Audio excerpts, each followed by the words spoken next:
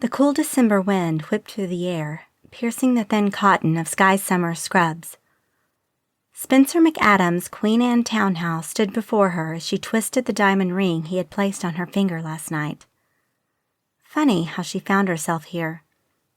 Her complicated life could have headed in any number of directions, but the broken foster girl of her past was finally seeing all her dreams come true.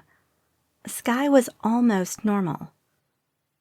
With her stomach fluttering, she searched for her key.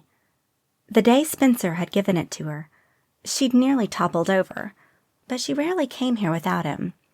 Within a year, it would be their key. Today, she planned on surprising him. His favorite music played through the surround sound speakers, drowning out her grand entrance. A smile ghosted her lips.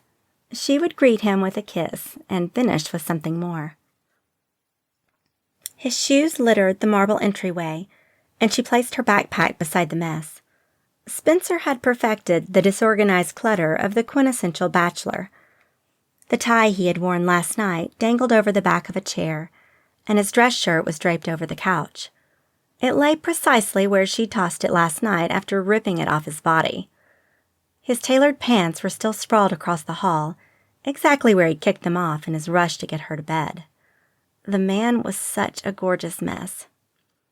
She snuck down the hall and twisted her ankle as she stumbled over something. A red stiletto?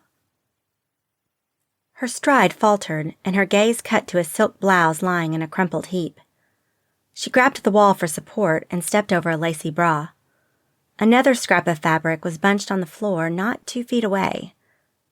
It was a flimsy thong she would never wear.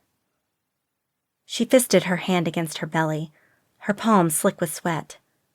With her heart banging against the cage of her chest, beating so feverishly she thought it would explode, she tiptoed. Discordant notes blared through the house, covering the sound of her footsteps. With each step forward, she feared what she would find, but she had to see for herself. The cries of a woman spilled out of Spencer's master suite.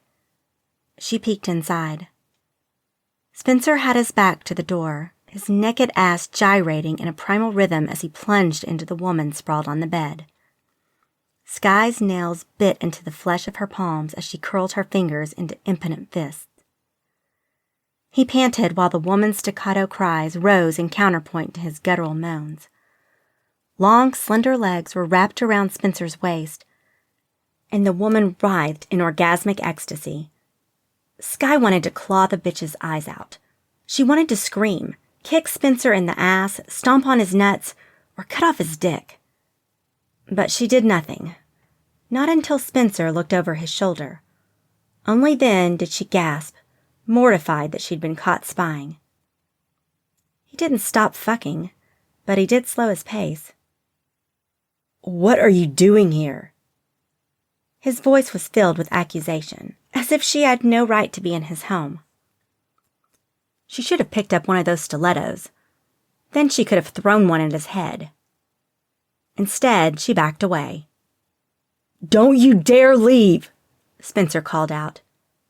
He had his dick buried in another woman, the cheating ass, and he wanted her to stay? The trail of discarded clothing mocked her as she staggered through a veil of blurred tears toward the front door. She grabbed her backpack and slung it over her shoulder, desperate to escape. Her hand shook so hard that she could barely open the front door, but she made it outside where she stopped cold. Her emotions billowed in a turbulent flow. A normal person would have been filled with rage, but humiliation and resignation were much more familiar emotions. She embraced those. As she stood on Spencer's front stoop, she pulled the diamond ring off her finger. She had half a mind to leave it inside, but she wasn't setting foot back in that house. Maybe she should toss it in the bushes. The ring wasn't hers. Not anymore.